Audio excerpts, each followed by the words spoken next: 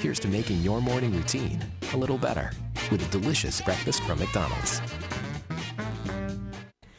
We're back with Coffee Talk, and it is Friday, which means we are going to meet our pet of the week. Just the best way to end the week. I love that our last guest on Coffee Talk on Fridays is our pet from the animal shelter. We've got Charlie Cotton and Judy Galloway this morning. Good morning, Charlie. Good morning. Thank you for coming. Thank you, Judy. Judy sits over in the corner, and she takes care of the pups that they bring with them. So, before we got on the air, you said you were glad we didn't bring a pup. If we'd had one, we'd have brought it. Yeah. I am really glad you didn't bring a puppy. I know. Yeah, because you did that once to me. I cannot do my job when you bring a little puppy in here. I just can't do it. So I'm glad you didn't do that to me. So who did you bring, Charlie? Well, today we brought Bullet to see you. Bullet is black with a white streak up his nose, and he has some white on his chest and some white feet. And he's a border collie mix. Probably weighs about 55 pounds. He's a big guy. He's a big guy. Very, very loving dog. Makes someone a good farm dog or maybe even a house dog. He keeps his kennel really clean.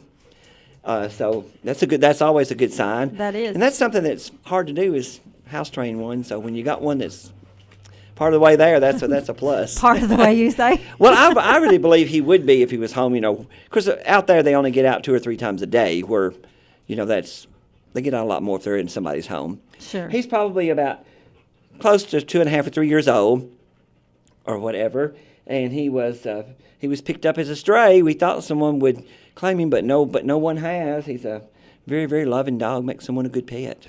He is a sweetie. I love how he's got one of his ears just kind of stays folded over. One drops kind of like a border collie, the other one sticks up, so we don't know. Right, yeah, the other one stays straight up and the one falls down. He has a real curly coat down his back, but that's a trait of some cattle dogs as well as some border collies to have that curly hair down their back. So we're not sure what he is other than border collie, but he makes you a great pet. Yeah, he is a sweet guy now.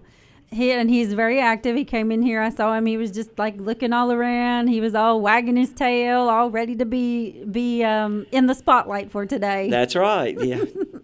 And usually he will pretty readily sit with a treat. I got him to sit out here once before, and we didn't have a treat with us, but he's pretty obedient. One thing I don't like for dogs to do is to rear on you, rear up on you and scratch you. He does not do that. So he's had some training, obviously, before he came to us. And so how long has Bullet been with you? Oh, let's see. He's only probably been there about a month. Okay. Yeah, so he's only been there a short time. All right. Because, of course, we have to keep him 5 days, and then we have to keep him another 5 days or whatever, at least 10 days, to see if an owner does claim him or someone calls to claim him. We had one back earlier this year that stayed with us, I think about 2 months, and the owner came, which is rare. Yeah. Oh, wow. I bet they were. He, like myself, wasn't big on electronics and everything, so I think he had a little flip phone or whatever, so he couldn't go on line or whatever, and some didn't have the social media. Friend or something finally told him and said, I believe I saw your dog on Pet Finder or on the shelter page one. He said, well, I'll go see, and it was his dog. Aww. He was leaving that day or the next day to go to a rescue, so he just got there in time. Oh, yeah. So was he happy to be back with his family? Yeah, he was happy to be back. Yeah. Yeah, that's, and I know that we say to, do the microchip, but I know that's not really guaranteed either because they move, right? Right, and you have to pay an annual fee to keep the microchip updated or, and everything. And the thing is somebody's going to, I'm not down in the microchip thing, but if somebody's going to steal my dog, they're not going to take it and let it be checked for a microchip anyway. Mm-hmm. So if it ends up at a vet or at the shelter, because we have a reader, we scan them to see if they have a chip, you're going to probably get your dog back. But so it's not a bad thing. Well, so I mean, if you opt for the chip, can you not check the whole? I mean, I know that they put it in a specific spot, but can they not check the whole dog to see if it had moved? Oh, we do. We do check the whole dog. Yeah. Okay. Well, I know that I'd heard that was a concern that the chips move. So they can. Mm-hmm. And I wasn't sure why that was a concern since. Yes, but we take the scanner and go down their neck, down their back, down their sides, and underneath their stomach because And have you had success with that before? Have you ever been able to find owners? Yeah, we found several by their microchip. Mm-hmm. Okay.